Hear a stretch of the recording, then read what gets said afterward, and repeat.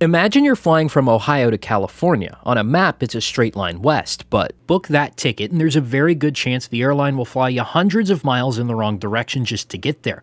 You'll land in Atlanta, Charlotte, or Dallas, wait around a crowded terminal for 2 hours, and then fly right back the way you came. Why does flying in the United States feel so completely illogical compared to the rest of the world? Well, it isn't a mistake. It's a highly optimized, multi-billion-dollar logistical machine designed to do exactly one thing: solve the impossible math of American geography.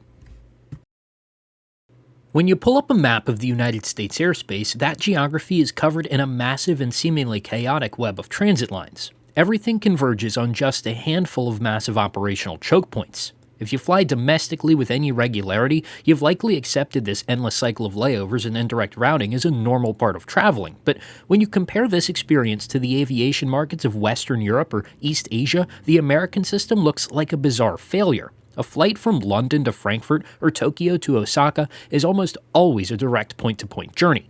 The geographical layout and extreme population density of those regions allow airlines to build highly profitable networks using short and direct routes. A massive passenger base is tightly clustered around a few dominant financial and cultural centers. But the United States faces a different structural reality. The American population is scattered across a vast continental landmass. It's distributed among dozens of major metropolitan areas and thousands of smaller regional communities. You don't just have New York and Los Angeles. You've got sprawling secondary markets like Indianapolis, Omaha, and Sacramento. Connecting all of these cities with direct nonstop flights is mathematically and financially impossible. Doing so would require an unsustainable number of aircraft operating at a massive financial loss. To survive, the American aviation industry had to reject the point-to-point model entirely.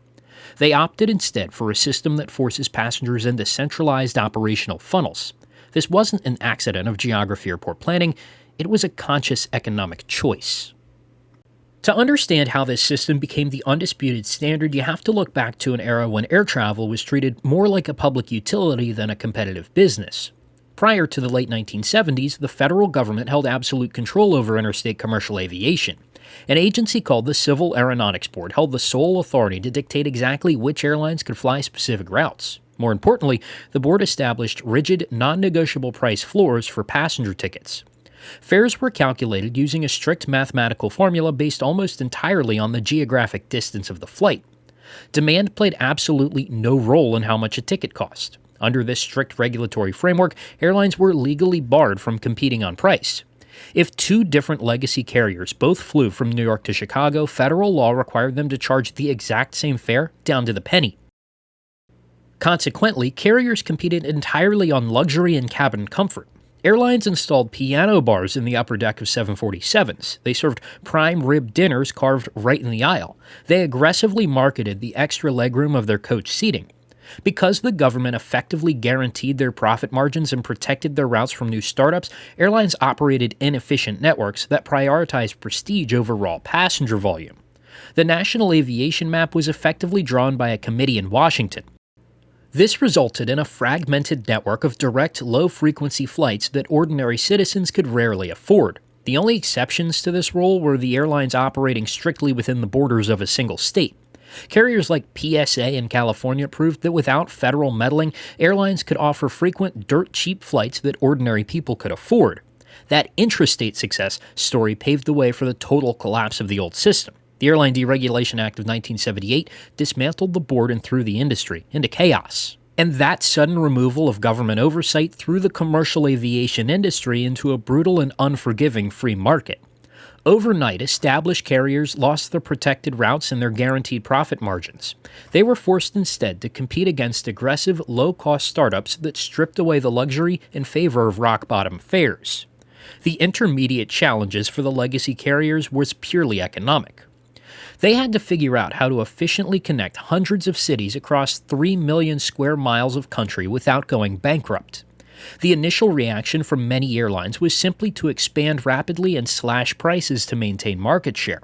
This triggered a devastating series of price wars. Ticket prices plummeted, but the operational costs of airplanes didn't. The mathematics of a deregulated sky left no room for error.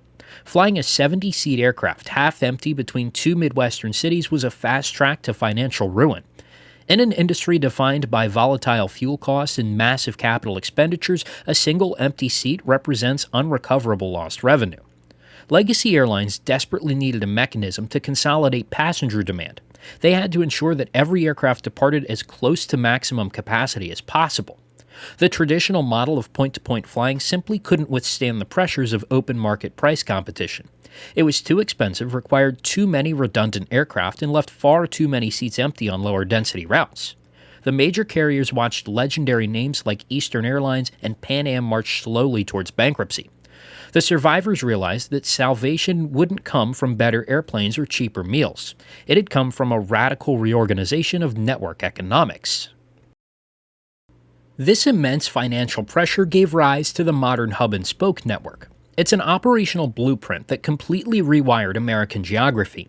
Instead of trying to connect every city directly to every other city, airlines began grouping their routes around a few carefully selected central airports.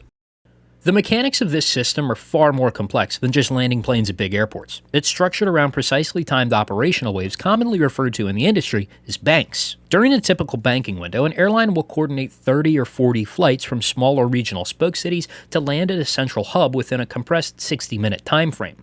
The logistics are staggering. Air traffic controllers have to sequence dozens of arriving aircraft into highly concentrated streams, ground crews must be perfectly positioned in order to marshal aircraft to their gates the moment they arrive, and thousands of passengers disembark simultaneously, which means they're flooding the concourses, walking to adjacent gates to board new aircraft, and an invisible army of baggage handlers performs an equally frantic sorting operation below the terminal. They're going to unload thousands of suitcases, route them through the automated sorting matrix, and load them onto the correct departing aircraft before the bank concludes. These departing planes are bound for other sets of spoke destinations. They're filled with a mixed pool of travelers who all originated from entirely different parts of the country. This complex logistical choreography allows airlines to consistently maintain exceptionally high load factors. So, a flight from a small municipal airport might only carry 3 people who actually want to go to Denver, but that same flight also carries passengers bound for Seattle, Chicago, and Phoenix.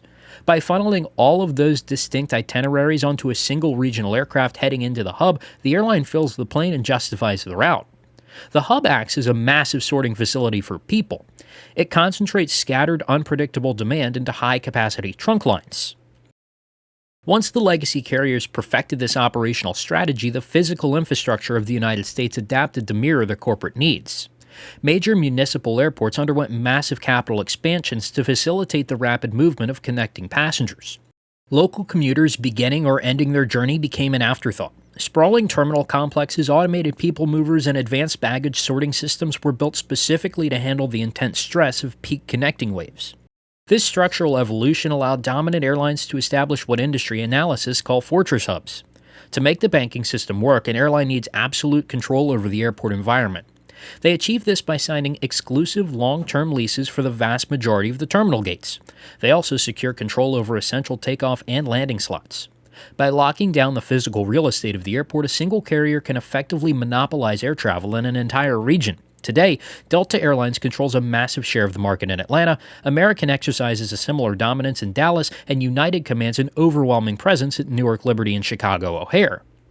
This overwhelming geographic dominance makes it incredibly difficult for new competitors to enter major metropolitan markets. If a startup airline like Breeze wants to launch a robust network out of Atlanta, they'll quickly discover there are simply no physical gates available to rent.